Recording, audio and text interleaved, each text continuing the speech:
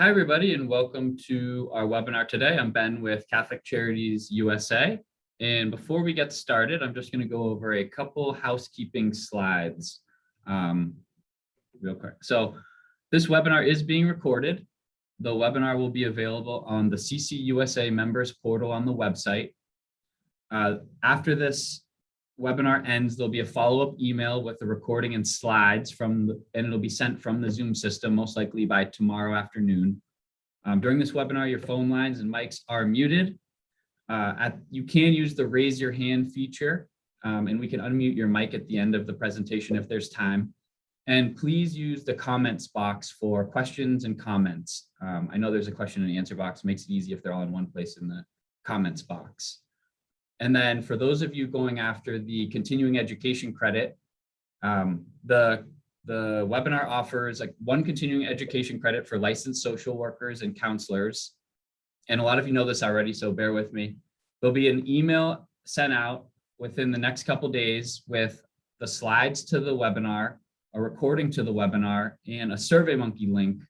And if you want the continuing education credit, you just click into that SurveyMonkey link and you do the short evaluation and the 10-question post-test. And within a week, you'll receive your CE certificate.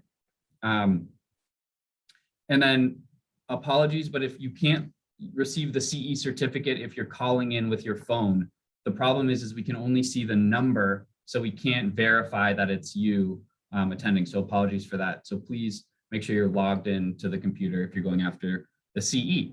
So without further ado, I'm going to introduce Melissa Boji, our presenter for today's webinar.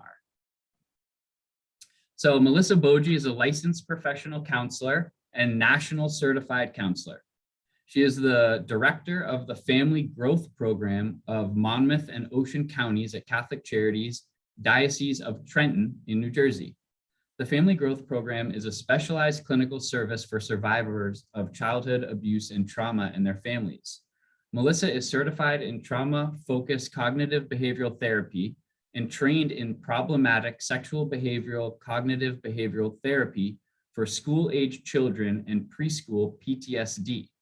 Melissa provides animal-assisted therapy to her clients with Facility Dog Surf, a yellow lab trained and provided by Canine Companions for Independence. Melissa earned BAs in psychology and social and behavioral sciences from Seton Hall University, an MS in mental health counseling from Monmouth University, and a graduate certificate in forensic psychology from Rosemont College. And so I'm going to pass it off to Melissa Boji, and thanks so much for doing this for the network, and let me know if there's anything I can help with along the way. Thank you so much, Ben.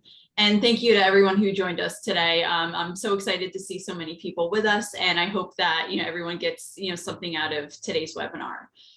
So welcome to Boldly Go, Harnessing the Power of Pop Culture for Use in Trauma-Informed Care. So before we get started, I just wanted to say that this is, one of my favorite topics, I guess, professionally and also personally. And, I really enjoy opportunities to speak on this topic and give this presentation. And I hope that there's, something in this for everybody, or a way to go home and apply this, whether you work as a clinician or, even just in your own life. We all are dealing with, different hurdles or different obstacles, especially in these, difficult times with COVID-19. So hopefully you'll leave here today with something that will help you in your professional or personal life, maybe even both. Okay.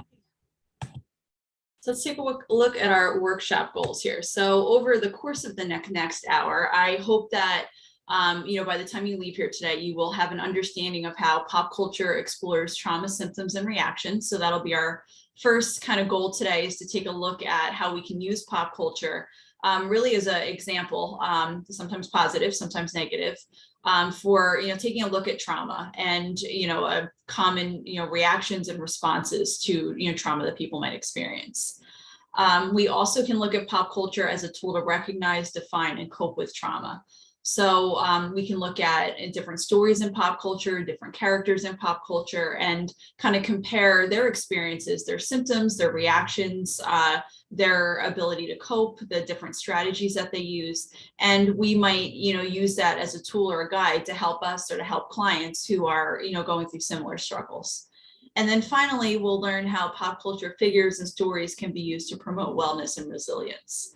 So we don't just want to focus on the trauma in this presentation and even excellent jobs that pop culture might kind of do in showing us trauma. We also want to look at pop culture and kind of focus on how it can help us to develop resiliency and how it can help us to overcome and move past the different challenges that we might be facing. So in order to get a nice foundation of trauma before we move forward, we're just gonna kind of walk through some definitions here. So when we talk about trauma, we really want to keep in mind that it has three elements. So if we're talking about individual trauma, we're talking about something that results from an event, a series of events, or a set of circumstances. So simply put, to have experienced trauma, something has to happen. Whether it's one thing, whether it's a series of things or a set of circumstances. And once that particular thing or series of things happens, it has to be experienced by someone as being overwhelming, life-changing, challenging. And the third thing is that it has profound effects on someone's psychological development or well-being. So I also teach high school psychology. And when I teach about trauma and post-traumatic stress disorder, or when I talk about it in therapy with younger children, I often describe how, for example, if a kid's sitting down to take a spelling test might be, not particularly enjoyable if spelling isn't your thing. Tests can bring about a lot of anxiety. So having a test in, one of your periods throughout your school day might not necessarily be a good time. But that's likely not going to rise to the level of being a trauma because you have the skills that are necessary to be able to cope with the unpleasantness of that spelling test. Again, even if it's something that you're not particularly thrilled about. A trauma is crossing over into, this overwhelming territory. It puts a strain on our system. It's well beyond what we're typically used to coping with and dealing with. And that often results in kind of a change or a shift in our development and our well-being. And it usually has a pretty substantial impact on a physiological level, a psychological level, social, and spiritual as well. So we can further divide trauma into two categories. So we can talk about acute trauma, which often involves a single experience. We can also talk about complex trauma. So complex trauma is multiple or prolonged traumatic events. So, in the case of, a lot of the children that, we work with at my program, at Catholic Charities, in the Diocese of Trenton, where most of the time we're looking at complex trauma because most child abuse and neglect cases, particularly if there's a caregiving relationship, would be classified under complex trauma.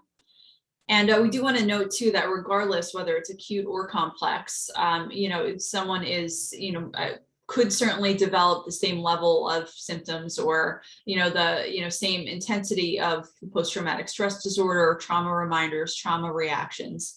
That's not to say that one is, less important or less significant than the other. So when we're referring to trauma symptoms and reminders, we're talking about a pretty extensive list. So, in terms of everyone's backgrounds coming here today, I'm not sure, who among us might be clinicians and might already be familiar with this, how many of you might come from, other experiences or other circumstances and, might not see, too much in terms of PTSD or, PTSD in clients, on a day-to-day basis. So something that sometimes surprises people is to really look at the intensity of this list here. So we're talking about, in terms of trauma and PTSD, a whole range of symptoms and reactions. And in some ways, how one person might react might be completely opposite to how someone else might react. So we want to keep that in mind too, just in general, in terms of being trauma informed and just kind of aware of the differences that people, might display.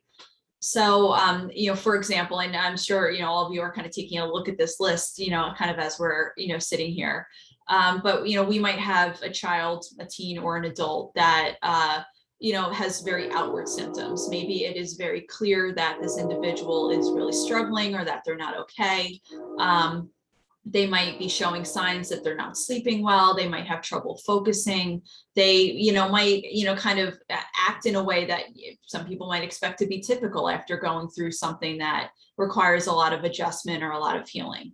But let's also keep in mind that the other end of the spectrum could also be happening maybe for someone else. If we have someone that maybe is trying so hard to hold it together that we're talking about rigid perfectionism. We're talking about, being very, very careful to keep things under control. Maybe they're not being so outward in the things that are happening for them or the things that they're feeling on the inside.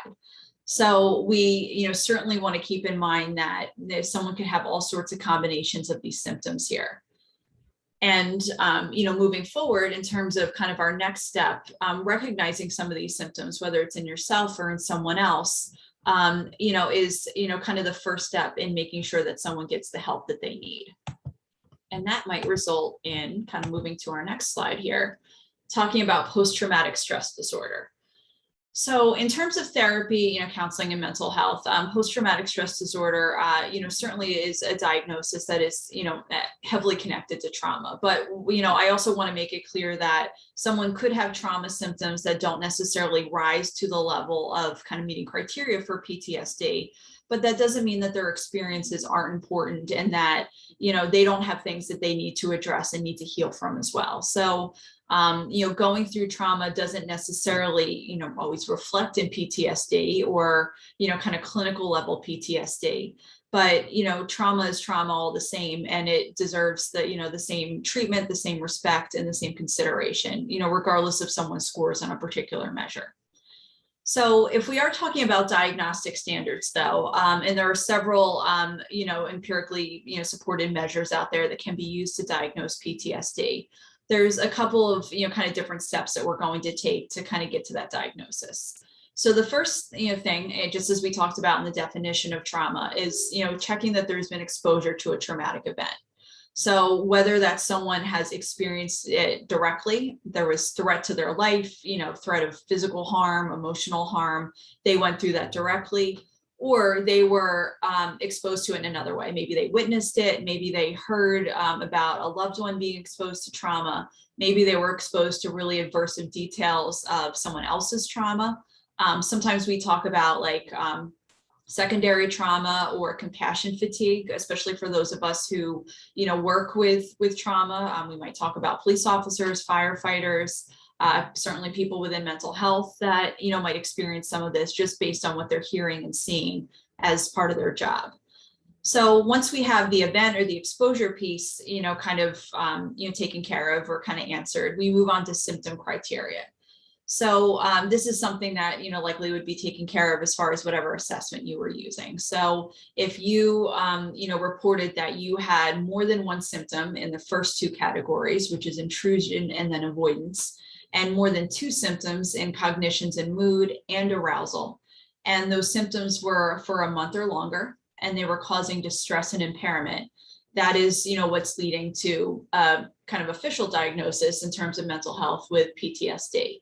But again, just because at any of the points on our flow chart, you might be kind of jumping off, you're kind of going off in that no direction, no PTSD, it doesn't mean that you aren't, in need of help and support.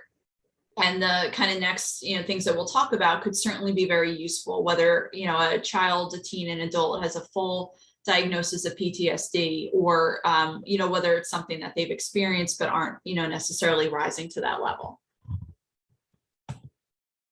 Okay, so moving on to part two, we have the trauma piece defined. So let's talk a little bit about pop culture. So if we're talking about an official definition, there's probably lots of ways that people look at pop culture, even how, a definition that you might have in your head right now. And that's, probably a great answer. So one way to think about it is pop culture. Obviously, it's short for popular culture. It's disseminated through mass media. Sometimes we could argue that it's aimed at younger people, though not necessarily so. We could generally say that pop culture is anything in our culture that is widely accepted by a large group of people. So this can include all sorts of things. We could talk about it being books, movies, TV shows, forms of media. It could also be expanded to include things like slang words, social media platforms, clothing, hobbies, certain foods, brands, leisure activities, toys and games, all sorts of things kind of fall into the pop culture category. We might also put other terms on it too. People might consider things that are kind of big in pop culture to be cool, hip, trendy. And pop culture has a way of really bringing people together, in maybe a positive way. Maybe we get, everybody that is a fan of a particular show or, kind of talks about things together might get something out of it. Sometimes pop culture or elements of pop culture are things that people love to hate. Maybe everybody, is kind of bonding over not liking a particular brand or not liking a, kind of particular thing that's become, cool or hip or trendy. So, pop culture can bring people together in lots of different ways. So in terms of the media, as kind of an offshoot of pop culture and trauma stories, and one way to kind of think about it is that, sometimes our most common examples of trauma outside of our own experiences, or even the experiences that we hear about from family and friends, come from pop culture. So just in sitting here right now, you can think back to the last movie or the last, episode of a television show that you watched, the last book that you read, and think about, how that particular, kind of piece of media explored trauma. If trauma, made itself known in kind of any way, big or small. And I'm thinking, and people can feel free to kind of add their comments into the chat. I'll, try to be keeping an eye on that as we're talking today. As kind of people are sometimes surprised to discover trauma is a pretty popular storyline, whether we realize it or whether we don't. And there's lots of reasons for that. So especially if we're talking about like visual media, if we're talking about, TV, movies, storylines about trauma tend to be very riveting and dramatic. Sometimes it's used to create a buzz, start a conversation. It can be a, effective tool in drawing an audience. And one reason for that is, trauma is universal. So even though we might all experience different forms of trauma, or we might be impacted by trauma in different ways, even if it's something that we don't really like to talk about, or, sometimes we might not think it's polite conversation to talk about or kind of dissect our trauma with, out among others. Trauma is something that, we all experience in one way or another. So storylines about trauma can be relatable and thought-provoking, but they also can be a risky move. So, and for anybody who might be thinking about why, again, feel free to kind of throw your ideas into the chat. But trauma storylines can also be highly triggering for people as well. So, trauma can be something that draws in viewers. It can also be something that unfortunately is kind of alienating to viewers or very off-putting to viewers. And we also want to be careful, in terms of storytelling that, when trauma is used, that it's done in an accurate way. And I should add here that I am not a media expert. I didn't study media or mass communications in school. So in terms of some of the whys and hows and specifics of this, that might be more of a kind of media professionals conversation. But certainly in kind of our own consumption of pop culture and media, we can do our best to draw some of these conclusions and kind of take some of this information and use it in a way that's going to benefit us. So just kind of sitting here now, thinking back to the media that you like to consume. If you have favorite movies, TV shows, books, comics, plays, anything that you enjoy, just think back to how those following things explore trauma. And we're going to go through in a few minutes, and we're going to, kind of give, people a chance to, kind of comment and, kind of add their own 2 cents on, different examples in the media. And just kind of check, checking chat real quickly. Oh, thank you very much. We have a comment saying that, when we report detailed accounts of pop icon suicides, that can, certainly cause an increase in suicide rates. So definitely something to keep in mind that sometimes, focusing on trauma, particularly if it's not done in a careful, kind of well thought out sort of a way, can have a ripple effect, particularly upon viewers, younger viewers, especially who are kind of consuming that media. So thank you for putting that out there. So moving on to our next one, what I'm going to do here is I'm going to show different pictures of different characters. I'll give kind of a brief description of who it is if you're not familiar. And again, if in the chat you want to throw out, what trauma if you're familiar with the character, what are some things in this character's life that, he or she experienced that potentially was traumatic?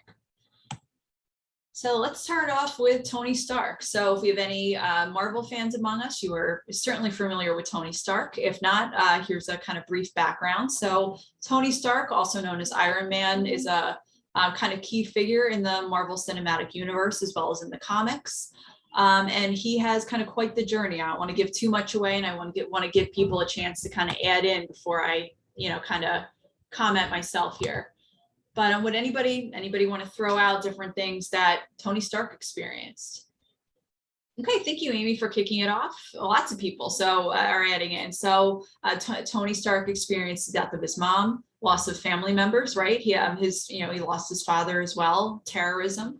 Yep. Excellent thoughts. And anybody else have anything to add? Tony Stark's got quite a history here. In particular too, in diving into the comics, things that, might not have even been explored on screen. So we aren't going to watch too many videos just because I want to make sure we have enough time to get through our, all of the aspects of this presentation. But there are different clips, particularly in Iron Man 3, that do a really nice job in showing the impact of trauma on Tony Stark. I see people still adding in, his own injury, his, different losses as far as, physical losses, feeling abandoned, disappointments. Yeah, so a lot of emotional, a lot of physical, psychological trauma that Tony's experienced.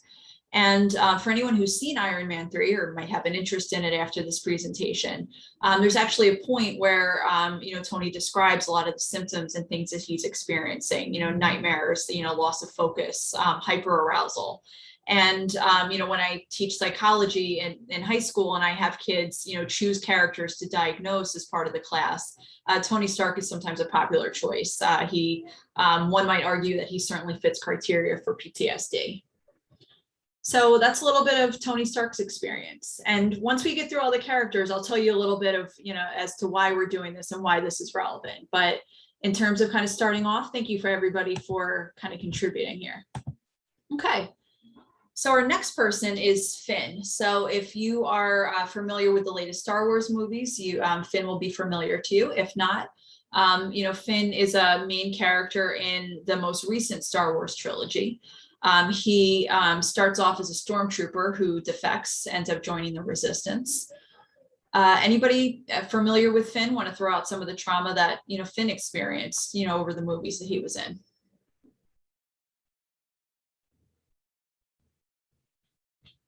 Okay, not really seeing anybody jumping in, which is fine. I've kind of noticed it's interesting in doing this a few times. Oh, great. So Edna, thank you and Amy, thank you for throwing some comments out there. So he was raised with authoritarianism. Yep, he was, basically raised by stormtroopers. He doesn't have a family life. He has to work on finding himself. Yep, all different parts of Finn's journey throughout the most recent trilogy. So one thing for anybody who has seen Star Wars, The Force Awakens, is that at the very beginning of the movie, Finn's, kind of battalion is ordered to fire on a group of civilians.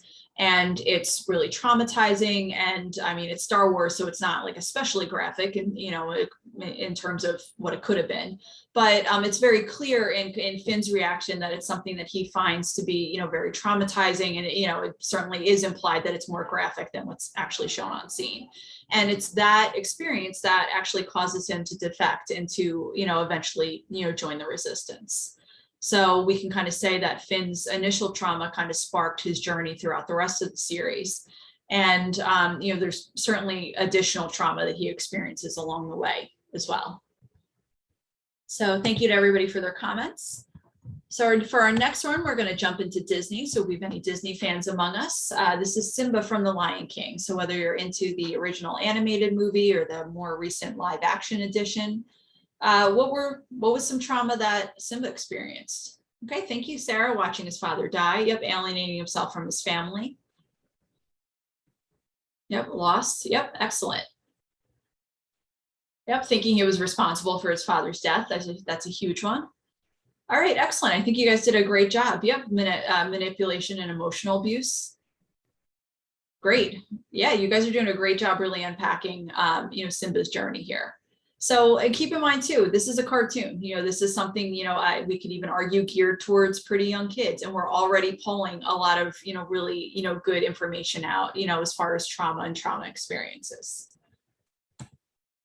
So our final one is Batman. So a little nod to DC here. So Batman, AKA Bruce Wayne. Depending on whether we're talking comics or which movie or which series.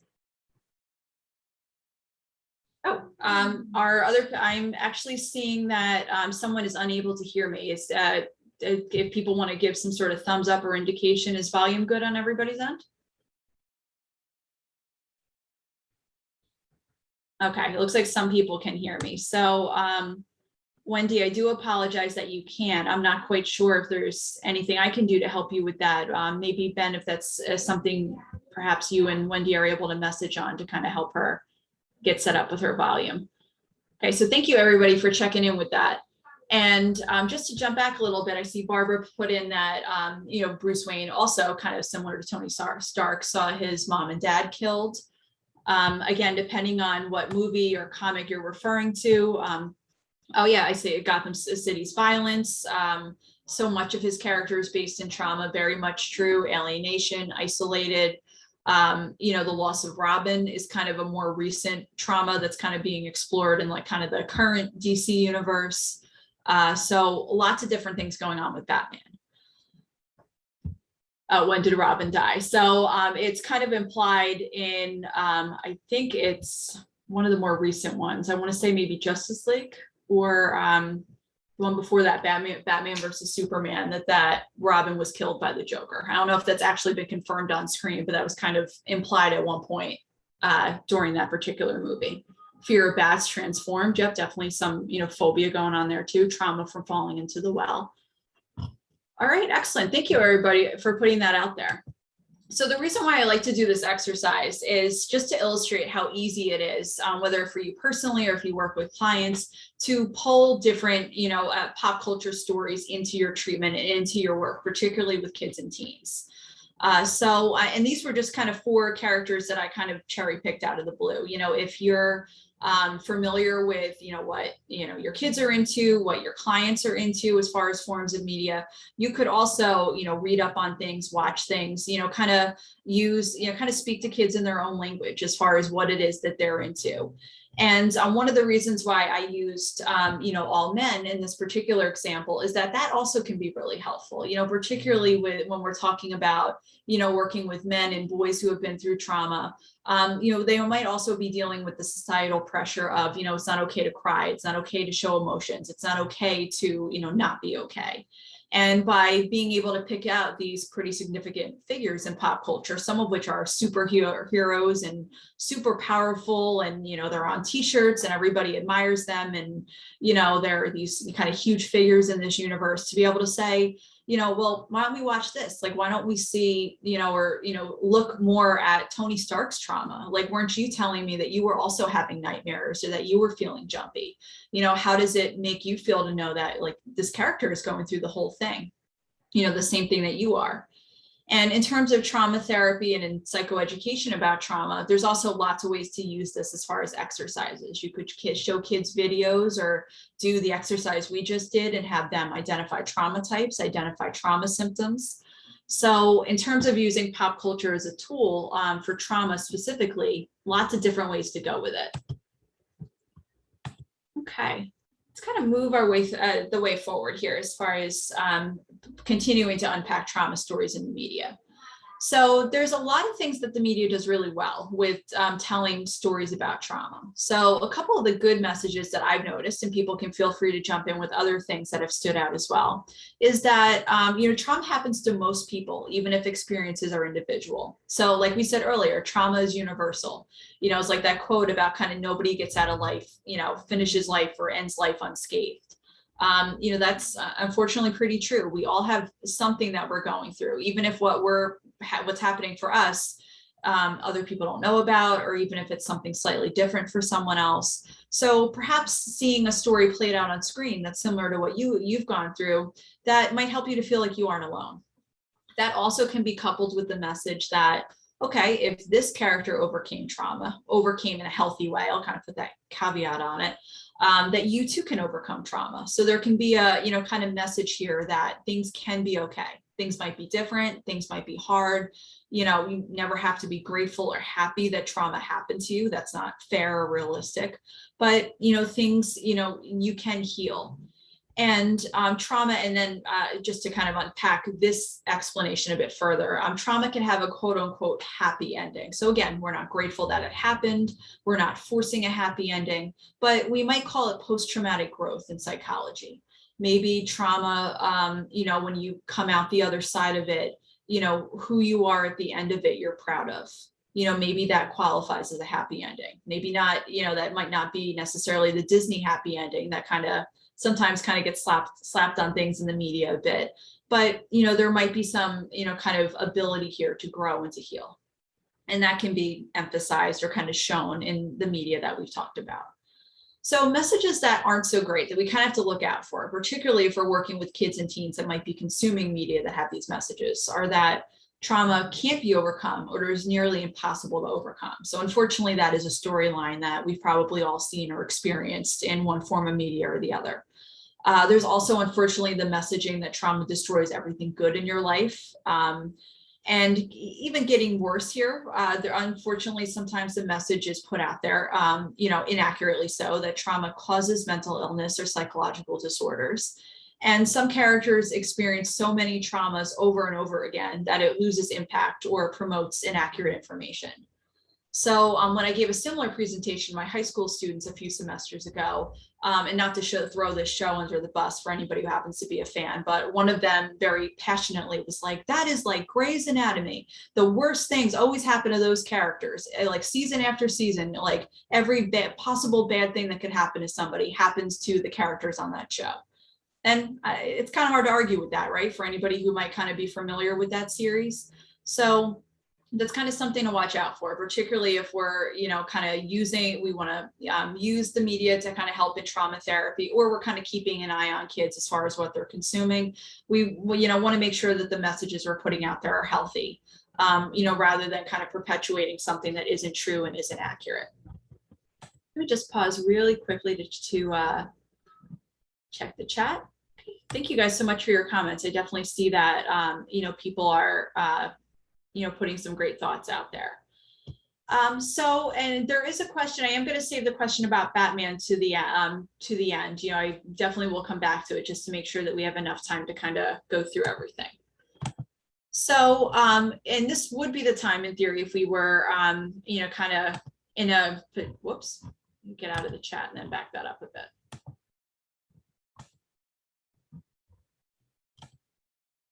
Okay, so rather than putting everybody in small groups or breakout sessions, just in the interest of time, if people would like to, feel free to put into chat, any examples in the media that demonstrate what I term the good, the bad, and the ugly in terms of traumatic events, trauma reminders, and trauma symptoms among characters.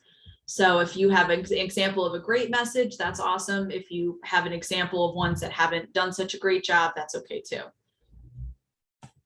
And the thing about this question that is, one of the reasons why I like to put it out there is that there are so many things that you can be into, so many different forms of media, just countless TV shows, books, and movies that, even if nobody else is kind of relating to what you are, that's still a great example that, is, valid for somebody, even if it's not for everybody. There's kind of a place in pop culture for everyone.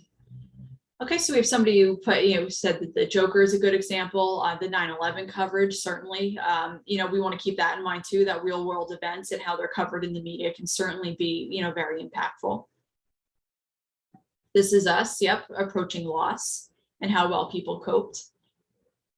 Great. So I'm going to allow people to kind of keep posting, keep kind of putting your thoughts out there so everybody can, kind of be reading and reflecting on them. But I am just going to kind of keep rolling a little bit just to, make sure we can cover everything.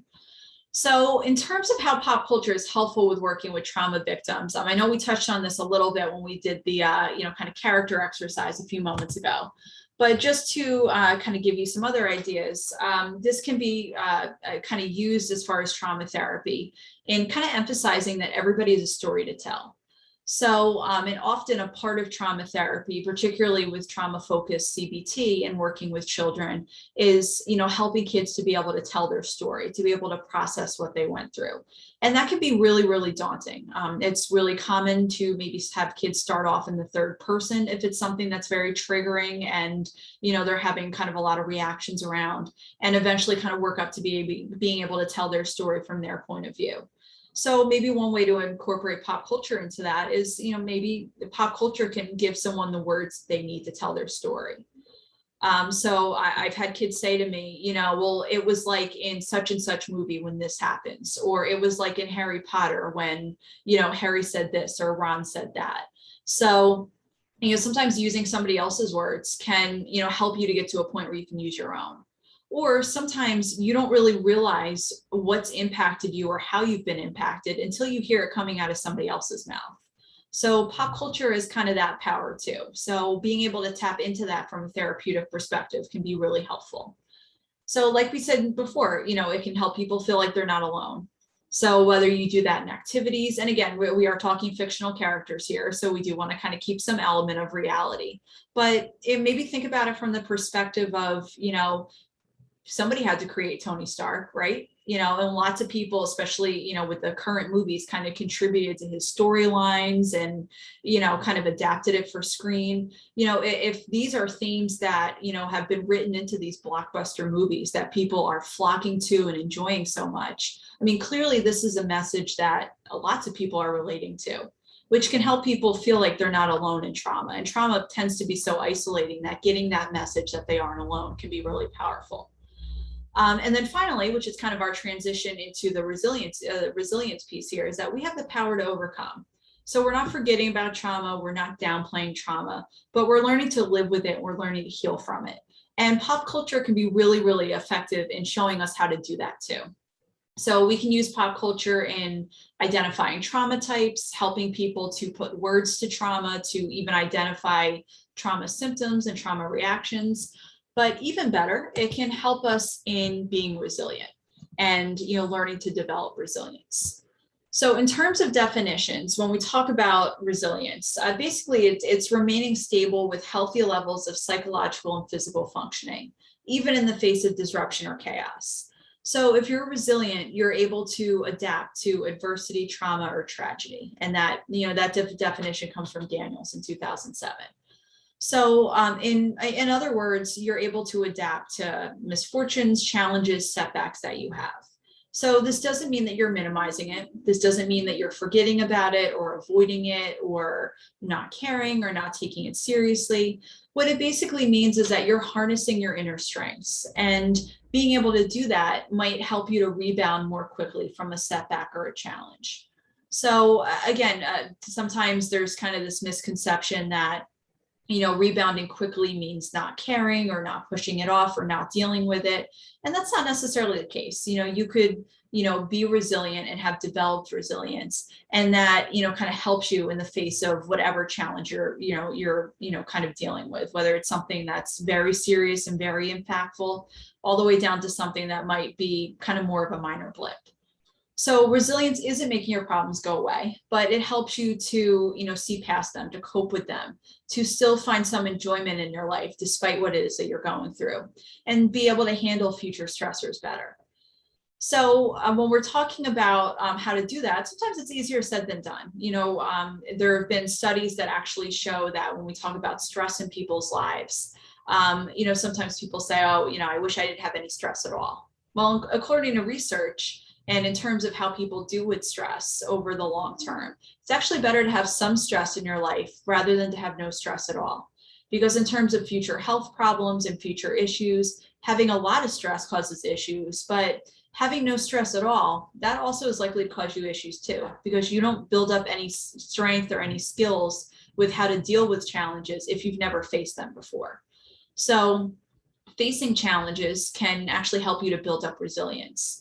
And, that's not to say we want people to, suffer from serious challenges and serious setbacks and tragedies. But, experiencing some stress, hopefully stress that is proportional in terms of what you can handle and what's going on in your life, that helps you to build up more and more of this resilience. So in terms of promoting resilience and coping with trauma, there's a couple of key things that we're going to focus on in this presentation as to how to do that. And I will add too that resilience and trauma and trauma informed care are very hot button topics right now. There's a ton of materials out there as far as how to promote resilience and how to take care of yourself. Which is so important, especially in light of the pandemic. We need all these tools to help us to be able to care for ourselves. But the 4 areas that I've kind of narrowed it down to, and we're going to see this in terms of pop culture, are to develop effective coping skills, utilizing your supports, realizing the impact of your choices, and if possible, embracing your opportunities to make choices that are going to bring about change and make meaning. So again, this is by no means an exhaustive list or a kind of unique list of how to promote resilience or cope with trauma, but we're specifically going to look at how some figures in pop culture, some of which you might know, some of which you might not. That's okay. Might illustrate some of these skills. And again, definitely things that you can kind of pull into work with kids or teens, or even apply to your own life. So let's look at effective coping strategies. And I will add that for these next ones, because we did kind of the men for the first example, we're going to walk through, and use some ladies here for our, second set of examples. So effective coping strategies can mean a lot of different things to different people. I could put an extensive slide up that could go through every sort of coping skill that you could possibly use, and it still wouldn't cover all of them. So coping skills are both, varied, and also very personal for people. So looking at Katniss Everdeen in the Hunger Games, for anybody who's familiar, Katniss, if you watch her in the movie, read about her in the books, she's very into mindfulness, whether it actually calls it that or not in the books. I actually don't think that it does, but she takes walks through nature. She focuses on the present. She, kind of goes into nature when she needs to kind of take a step back or calm herself down. Her hobbies, like hunting and spending time with friends and, things like that are, helpful to her. And she also engages in physical activity. And we see that with Carol Danvers, who is Captain Marvel in the Marvel Cinematic Universe. So early in Captain Marvel's movie, she has a nightmare. She's really troubled by something. She gets up, she grabs, her friend, and, she engages in this physical activity. And actually, a lot of people very commonly, report that physical activity is a key way of, coping with stress. So if that's something that you use, you're not alone. It's something that we see in books, movies, TV shows. So if, for example, you are talking with a kid about different coping skills they might try, and maybe they're not being so committal, or they're having trouble coming up with ideas, maybe tapping into pop culture can give you some, kind of a springboard to jump off of. So our next one, so utilizing supports. We're looking at a couple of different characters here. We'll also jump to a few more on the next slide. So we have Dana Scully from the X-Files. Part of her journey throughout the series is asking for help, being able to work on admitting that she needs help. That's kind of part of her longer term character arc for anybody who might be into the X-Files. For Buffy Summers from Buffy the Vampire Slayer, part of her journey is making her needs a priority, also being open with family and friends, telling people about what it is that she needs. And then finally on this slide, we have Barbara Gordon from the DC universe. She's also known as Batgirl or Oracle, depending on what it is that you're reading. And one thing that I really like about kind of her arc in the comics is that she talks to a professional. She, actually works with a therapist, goes to therapy. And that's something that we're seeing more and more as far as media, that people are going to therapy and kind of embracing that as a storyline. I think there was kind of a time there that I noticed in the media that if someone was sent to like the department shrink or the, therapist, that it wasn't necessarily seen as a positive thing, more as like a chore or something to avoid or kind of struggle their way through. And I'm really liking that as far as mental health in the media these days, there's more and more of a conversation about going to therapy, embracing therapy, and how helpful therapy can be. So also something that you can potentially tap into, particularly if you have a kid in therapy that might not be so into it, or might be struggling with, kind of being involved in mental health services. So other characters that relate to this as well, we have Katniss again from the Hunger Games. She finds a lot of support with people who have had similar struggles and experiences. So if you're familiar with the Hunger Games, you might know that there's a group of what they call victors, the previous winners of the Hunger Games. And as the series progresses, the victors, especially, because of the events of the books and the movies, kind of band together and support each other. And they have this kind of shared experience and this shared trauma. And that helps them to be able to support each other.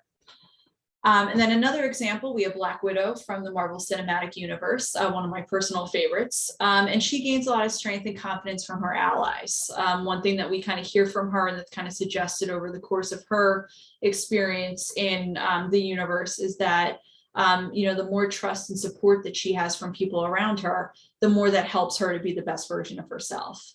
And that helps her to kind of grow her confidence and, kind of become who she wants to be. So I also encourage people at this point, as we're going, you might be having different thoughts or ideas of characters that kind of relate to some of these areas. We'll have a kind of catch-all question in a few minutes where you can throw out different ideas, but feel free to put them in the chat now if there's anything that you're thinking of. So our next one, so embracing choices for change. So just to kind of go back to that one for a second. So if we're talking about resilience, we're talking about overcoming trauma, whether it's, on a personal level, from a therapeutic perspective, emphasizing choice can be really powerful, particularly if someone's been through a trauma, where choice was taken away. I mean, how often have we had things happen to us that were outside of our control? Or, something that, impacted us that left us feeling completely powerless. So as someone is kind of healing and kind of building their way, kind of back up and putting themselves back together, emphasizing even the small choices that someone might have, as far as, do you want to stay inside today or do you want to go for a walk? What would help you feel better? Even those small choices could help people as far as regaining their footing. So some characters that we could actually look at that, kind of do that, kind of thing with choices particularly well. We have Natasha Romanoff again, so Black Widow. She gets the opportunity over the course of the, movies to rewrite her story. Part of her journey is kind of remembering that her story wasn't over yet to a point. Unfortunately, for anybody who's, kind of familiar with Marvel, that's kind of at the end of the line there. But, Black Widow has a really great arc where she, wants to be different than who she was in the past. She wants to rewrite her story. She wants to be a hero. She wants to, kind of be a different version of herself. So her choices are a big part of that, remembering that your story isn't over yet, that you still have the power to rewrite that. That can be really, really powerful, especially, for, people who have gone through trauma and are, kind of working through that. So if we're looking at Wonder Woman in the DC universe, there's a whole piece about her choosing compassion over isolation, choosing to, kind of go out there and help people, to kind of embrace her kind of superhero, kind of part of her, rather than kind of isolating and staying in the shadows. And there's a lot of that connects back to Diana's own trauma too, that is kind of explored a bit through the movies. And then our last one, which is, I think, been even more enhanced this year with, Disney Plus's, WandaVision series, is Wanda Maximoff, who is Scarlet Witch in the MCU. So there's a piece in her journey where, she owns it. She, kind of starts to own her abilities and her strengths and who she is. And she embraces doing her own thing and kind of being her own person.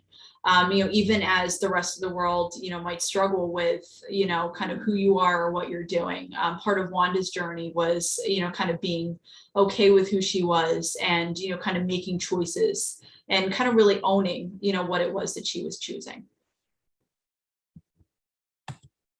Okay, so let me just jump into the chat really quickly. Oh, great. I see people are, putting some great suggestions in here. So Harry Potter needed his friends to defeat Voldemort. Absolutely. I actually was just working with a child recently who loves Harry Potter, which is always fun for me when kids are kind of reading it in real time these days and have all 7 books at their disposal. back when I was reading Harry Potter, they were coming out in bits and pieces and we had to wait years for them. So I'm always like, huh, these kids are so lucky they get it all at once. So, we've used Harry Potter kind of extensively in this child's treatment and working through anxiety and focusing on different coping skills and different kind of empowering moments in the series that have helped this child to kind of take that into her day-to-day life. So absolutely, we need a lot of support to kind of overcome challenges. So with superheroes, yep, healing can be facilitated by helping other people. So you can kind of heal yourself by helping others. That's pretty powerful.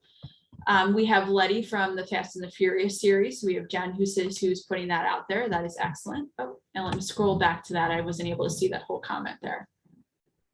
Let's see. Yep. So her family didn't give up on her. She needed to, have people to lean on and to support her and to, kind of stay, with her through challenges. So definitely a pretty powerful message. So I'll just check back. I'll check back in on that for a second if anybody wants to keep adding things. But our final point here has to do with making meaning. So, two ladies that I think that do that especially well are Princess Leia in Star Wars and Hermione Granger from Harry Potter. So I'll also add too, I know I mentioned this a bit with Black Widow early on, but Princess Leia is one of my favorite characters. And I often don't insert my own favorite characters into my work with clients. It's, fully driven by them and their stuff. But in terms of kind of my own experiences, I was always inspired by, Leia's experiences in the movies. And kind of subsequently in some of the books and kind of other media that accompanied the Star Wars movies. So in her journey, we see that she, kind of finds a purpose. She goes through a lot of trauma. She loses her family, her planet, her entire way of life. And, we kind of see her through the rest of the series, kind of living her values, finding a purpose. She kind of throws herself into the rebellion, into the things that she believes in, and she keeps fighting for her cause. And for her, that is really empowering. That's a way for her to make meaning out of, all of the substantial, trauma that she's been through.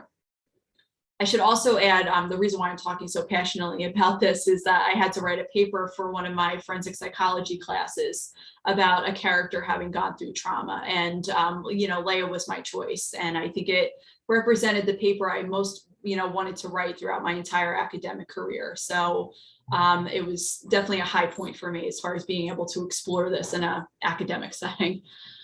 So our final one is Hermione Granger from Harry Potter. So for anybody who is familiar with Harry Potter, Hermione is, you kind of over the course of the series, kind of shown as being this very rigid character. She's very academic based. She's very kind of type A, if you want to put that term on there. And in some ways, she kind of gets some kind of flack for it from some of the other characters. She is sometimes a character that's not particularly well liked or particularly popular. She's, kind of respected by her peers, but, not always, one that people really get her because she's, so driven and so type A and so kind of detail oriented. But we see by the end of the series that Hermione becomes this really, really formidable character who is so good at what she does and is so, kind of excellent at her craft and her trade that, we could kind of argue that her challenges became her strengths. The things that made it harder for her early in the series as a kid actually are things later on that become these huge strengths and these huge parts of who she is that, helps her, on this, kind of journey that, she and Harry and Ron kind of undertake. So my point in kind of showing all this to you is to, certainly not to kind of pigeonhole or kind of, direct you towards, very specific characters or specific messages, but to kind of emphasize that, all of this is adaptable, for your own personal stuff, for clients and, people that you're working with. And, like I mentioned earlier, there's a lot of different avenues now to help you to kind of tap into things that your clients or the people that you're working with, might have an interest in. Wikipedia makes it really easy to, kind of Google or kind of check out whatever it is that, client mentions, even if it's something that you're not familiar with. YouTube is great. Social media, different, kind of apps that are out there, might help you. So even if there's something that isn't particularly, kind of your forte or something that you have a lot of experience in, that also presents a kind of cool moment for you to say to a client, okay, well, I don't know very much about, I'll say anime, for example. Anime is a form of media that I'm not particularly well versed in. So I've said to clients, okay, can you tell me a little bit about your favorite series in anime? Tell me a little bit about characters that really speak to you. Do you have a character that reminds you of yourself, or a character that has gone through similar things, as you have? So, that's definitely a way to, even if you don't feel like you're quite familiar with something, to, kind of still connect pop culture and kind of use that, with people in your life. Oh, and I see people who have added in other comments. We have Virgin River. Yep. Her husband dies in a car accident. The character blames herself. She gets support from her sister. She runs to be able to cope with things. So yeah, and I really challenge people as you're leaving today. I know people will probably be heading out over the next few moments to really pay attention the next time you're, watching, reading, listening to something. Not that you necessarily have to be on the hunt for trauma or resilience in every form of media that you consume. We all need moments to kind of sit back and relax. But, maybe if you're going through something or you have a particular struggle, tapping into a form of media that you enjoy isn't just going to be, something to distract you, but it also might give you a way to cope or an idea of how to get through something that you weren't necessarily expecting. So our final discussion point for today, before I kind of turn it over for questions or kind of give people a chance to, offer up any other thoughts that you might have, are, if people right now are thinking of any examples of resilience or overcoming trauma. I know some of you have thrown things out already. If there's additional things, I'm going to pull the chat box up so I can see, what people are putting out there. So Tyler Perry shows and movies are great examples. Yep. Thank you very much, Elizabeth. That's a great idea. And again, I'll take any questions at this point as well. I believe someone had asked earlier about Batman being an example of post-traumatic growth. So I guess in terms of that, that's probably pretty subjective in terms of and there's so many forms of Batman in books or in movies, comics at this point, that probably depends on which version you're thinking of. But I think we could probably make a case for Batman kind of working towards post-traumatic growth, even if he's not fully there yet. Oh, and we have okay, excellent question about being triggered. So this is from Jen. So is there a time to be cautious with clients watching certain movies that could end with being triggering? Absolutely, especially with, the anniversary of 9/11, you being triggered during a Batman movie. I know exactly which one you mean too. That was, really impactful for me as well. Kind of growing up in New Jersey, during 9/11. So I think that's a good thing to kind of keep in mind too. When you're using media with clients, just kind of be mindful. I don't like to recommend things unless I've really watched it myself or really consumed it myself. And if, depending on your relationship or your kind of rapport with the client that you're working with. So there might be things that I might suggest to a kid that I've been working with a long time, who I kind of know really well, not only in terms of personality, but also in terms of coping. Versus, if I have just met a kid and I'm getting to know them, I might hold off on some of the recommendations that I might make. And then I'll kind of add as an aside too, I'm also continually appalled as to, sometimes what kids come in and say that they've watched and consumed. Like sometimes I'll be afraid to make a recommendation because I'm like, okay, this is so applicable to them, but I'm a little concerned as to appropriateness. And then the kid will rattle off a movie that they've seen that is like 10 times whatever I'm thinking about recommending. And then I'm like, okay. Unfortunately, I guess that's kind of the age of Netflix and, kids having so much at their fingertips that unfortunately they're likely seeing more than what we're aware that they are. But yes, definitely being aware of triggers, kind of putting that out there, putting disclaimers, definitely a kind of good thing to be aware of. Do we have any other questions or comments?